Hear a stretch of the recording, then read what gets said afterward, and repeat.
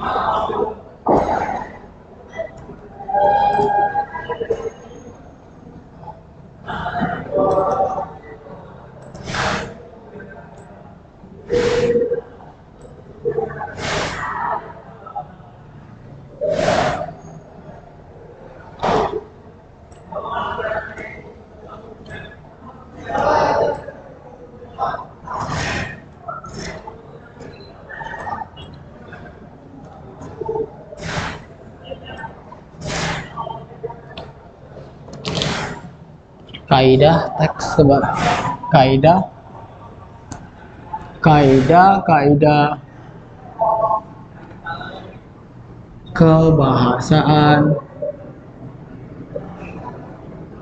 teks berita.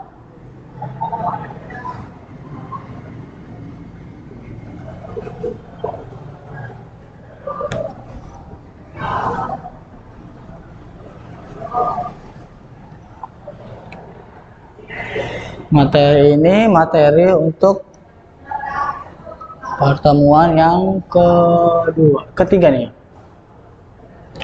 Kaidah-kaidah yang pertama di buku dia menjelaskan penggunaan bahasa bersifat standar atau baku. Hal ini menjembatani pemahaman banyak kalangan. Kenapa begitu? Karena penggunaan kalimat yang baku lebih mudah dipahami oleh banyak orang dibandingkan bahasa-bahasa daerah ataupun bahasa-bahasa pergaulan sehari-hari. Karena penggunaan bahasa baku lebih mudah dipahami. Bahasa standar lebih mudah dipahami oleh umum. Bahasa-bahasa yang bersifat populer ataupun yang kedaerahan akan dihindari oleh media-media nasional. Itu tadi yang Bapak Ustaz jelaskan bahwa penggunaan bahasa daerah, bahasa pergaulan tidak akan digunakan oleh media karena tidak semua orang menggunakan bahasa tersebut. Yang kedua itu ada penggunaan kalimat langsung. Penggunaan kalimat langsung sebagai variasi dari kalimat tidak langsung. Kalimat langsung ditandai oleh dua tanda petik ganda dan disertai keterangan pernyataan. Penggunaan kalimat langsung terkait dengan pengutipan pernyataan-pernyataan oleh narasumber berita. Tadi pertama itu ada dia penggunaan bahasa baku. Jelas ya? Penggunaan bahasa baku. Penggunaan bahasa baku. Yang kedua itu penggunaan kalimat langsung. Kalimat langsung.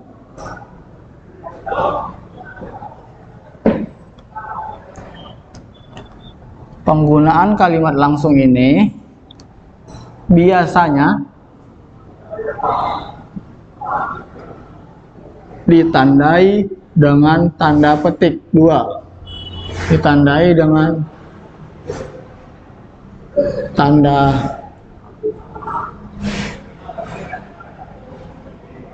kutip.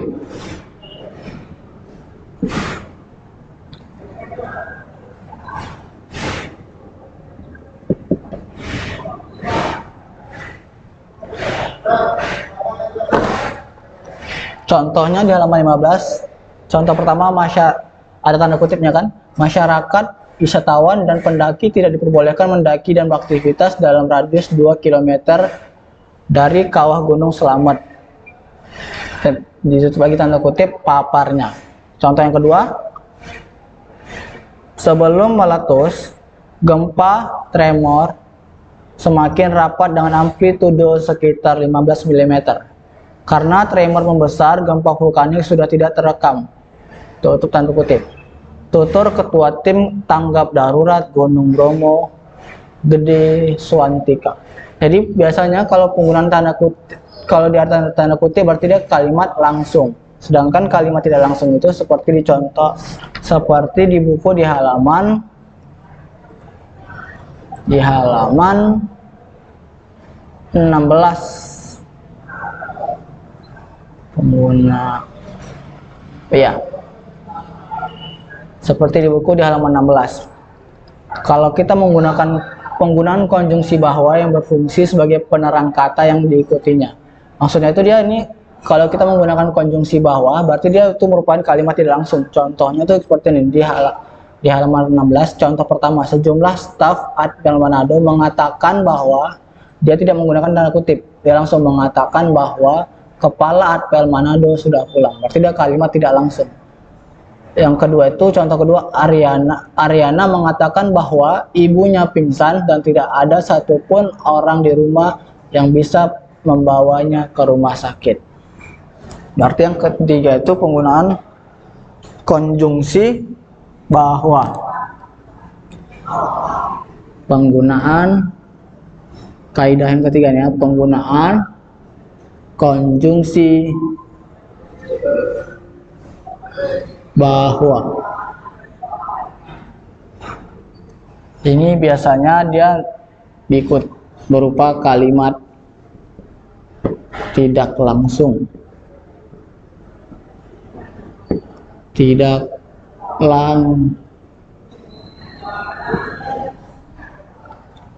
Terus kaidah yang keempat itu adalah,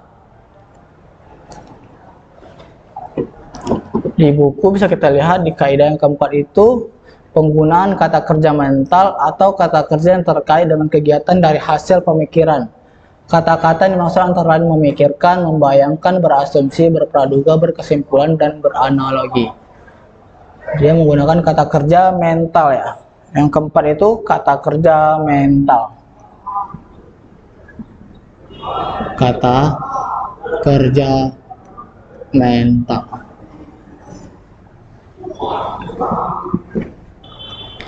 Contoh dari kata kerja mental tadi itu kata-kata memikirkan, membayangkan, berasumsi, dan lain-lain. Contohnya itu seperti mereka memikirkan solusi untuk bisa keluar dari peristiwa-peristiwa memilukan. Ada kata memikirkan, berarti merupakan kata kerja mental. Ini merupakan asumsi seperti pendapat. Kalau kata kerja mental ini seperti menggunakan opini dia. Terus yang kelima itu ada penggunaan fungsi keterangan waktu. Oke. Yang kelima ini penggunaan fungsi keterangan waktu dan tempat sebagai konsekuensi dari perlunya kelengkapan suatu berita yang mencakup unsur kapan dan di mana.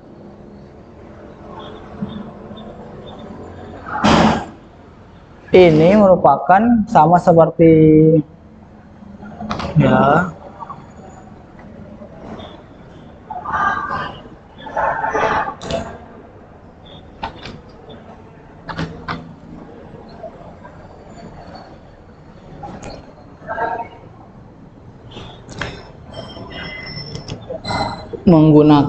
menggunakan kata keterangan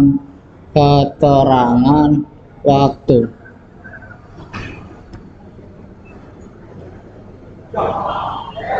Pasti di kelas 7 kemarin sudah membahas tentang kalimat. Kalau kalimat yang lengkap tuh harus berisi dengan S plus P plus O plus K. SPOK kan? Kalimat yang lengkap itu dia berupa subjek, predikat, objek, dan keterangan. Kalau keterangannya ini ya kan bisa berupa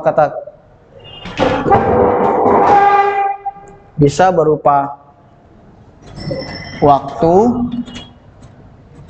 tempat, dan suasana. Itu dia. Kalimat yang lengkap itu harus menggunakan subjek, predikat, objek, dan keterangan. Di dalam berita juga harus seperti itu. Penggunaan fungsi keterangan waktu dan tempat sebagai konsekuensi dari perlunya kelengkapan suatu berita yang mencakup unsur kapan dan di mana. Tadi unsur-unsur berita itu ada 5W plus 1H. Ada unsur kapan dan di mana. Contohnya itu sekitar pukul 12.45 langit Riau tampak mendung. Ada unsur kapan dan di mana. Kapan kejadian tersebut? Kapan kejadian tersebut itu pada jam 12.45 di mana di langit di Riau. Terus contoh yang kedua, gempa dengan kekuatan 5,4 skala Richter menerjang Maluku pagi ini. Kapannya? Pagi ini. Di mananya? Di Maluku. Nomor 3, contoh yang ketiga, 10 hari menjelang Lebaran, pelabuhan penyeberangan Merak mulai dipadati truk-truk yang mengangkut barang non-9 bahan pokok. Kapannya itu? 10 hari menjelang Lebaran, di mana itu di pelabuhan penyeberangan Merak. Terus penjelasan selanjutnya.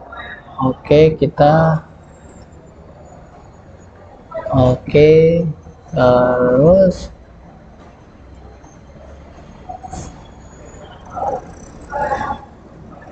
kaidah yang ke-6 itu ada penggunaan konjungsi temporal. Penggunaan konjungsi temporal ini berhubungan dengan yang sebelumnya. Karena Ustaz hapus dulu materinya.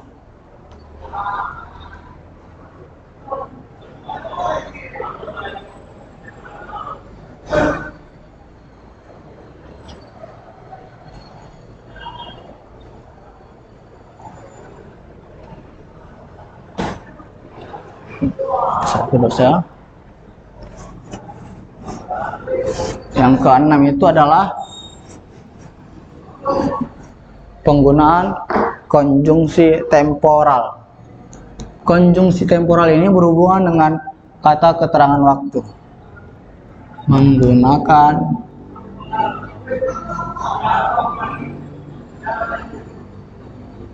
konjungsi. Konjungsi itu merupakan, nanti kalau pertanyaan apa itu konjungsi, konjungsi itu merupakan kata penghubung. Kata penghubung. Temporal. Temporal itu tempo, berarti dia waktu.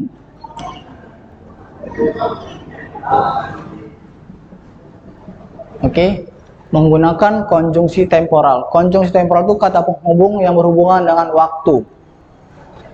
Contohnya tuh kita lihat di buku di halaman 17. Sekitar pukul 12.45 WIB Sabtu tanggal 15 bulan 3 2014, langit Riau tampak mendung. Tak lama kemudian, hujan yang diharapkan semua masyarakat akhirnya pun turun. Hujan yang turun di siang bolong ini memang tidak terlalu deras. Tadi di penjelasan di awal, penggunaan konjungsi temporal atau penjumlahan seperti kata kemudian, sejak, setelah, awalnya, akhirnya. Hal ini terkait dengan pola penyajian berita yang umumnya mengikuti pola kronologis urutan waktu. Tadi contohnya sekitar pukul 12.45 WIB Sabtu 15 bulan 3 2014, langit Riau tampak mendung. Tak lama kemudian, ada kata kemudian kan, hujan yang diharapkan semua orang akhirnya, ada kata akhirnya lagi. Sudah ada kata kemudian, akhirnya pun turun. Hujan yang turun di siang bolong memang tidak terlalu deras. Ada dua konjungsi temporal, yaitu kemudian dan akhirnya. Contoh yang kedua, ada tanda kutip, berarti dia merupakan kata langsung, kalimat langsung. Itu lokasinya masuk perkampungan. Jadi kita melalui Jalan Fatmawati Raya, kemudian masuk Jalan Cipete dan masuk Jalan Haji Lian. Tanda kutip lagi, kata petugas pemadam kebakaran Sudin Jakarta Selatan Dendi. Ada kata kemudian, dia berarti merupakan konjungsi temporal. Dan kata kemudiannya, dia menghubungkan antara berita yang pertama nih di lokasinya. Jadi kita kemudian masuk ke Cipete dan masuk Jalan Haji. Dia ada tadi mengikuti pola kronologis. Dia berurutan. Kemudian itu ada 6. Terus ada selanjutnya lagi di buku sampai 6 saja, tapi Ustaz akan jelaskan ada tambahannya sedikit. Yang ketujuh, kaidah yang ketujuh, yaitu dia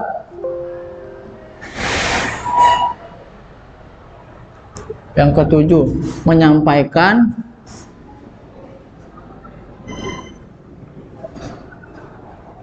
informasi yang aktual. Aktual itu apa maksudnya? Aktual itu dia sedang hangat-hangatnya atau hangat-hangatnya. Beritanya itu sedang viral, seperti ya, hangat-hangatnya atau viral.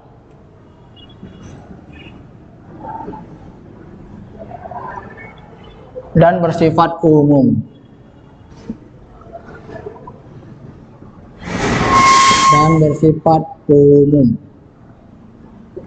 Yang ke-8 itu, kaidah yang ke-8 itu dia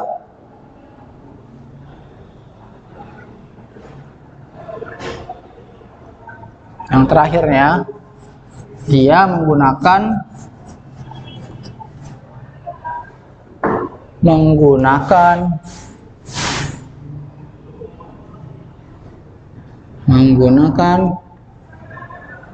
kalimat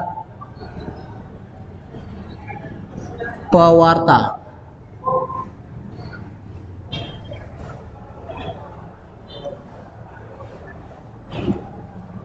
Kalimat pewarta yang berisi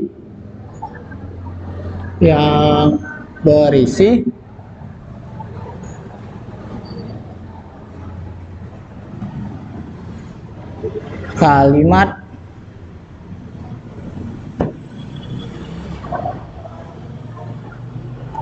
pemberitahuan informasi.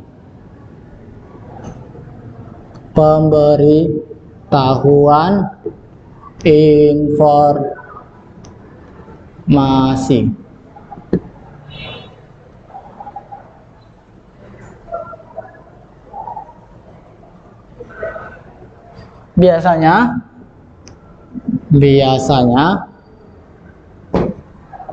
kalimat pewarta ini berupa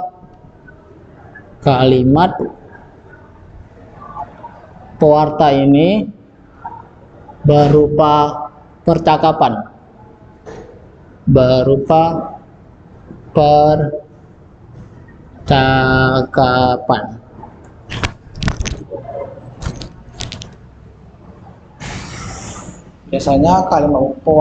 Biasanya kalimat pewarta ini berupa percakapan.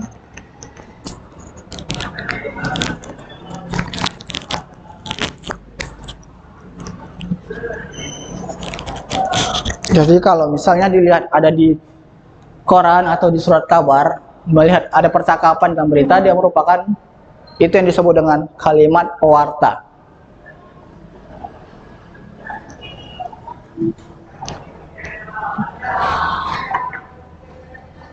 Oke, materi hari ini mengenai tentang kaidah kebahasaan dari teks berita. Saya rasa sampai sini saja. Kalau ada yang kurang paham, insya Allah di pertemuan selanjutnya akan kita bahas lagi. Lebih kurangnya Ustaz mohon maaf. Assalamualaikum warahmatullahi wabarakatuh.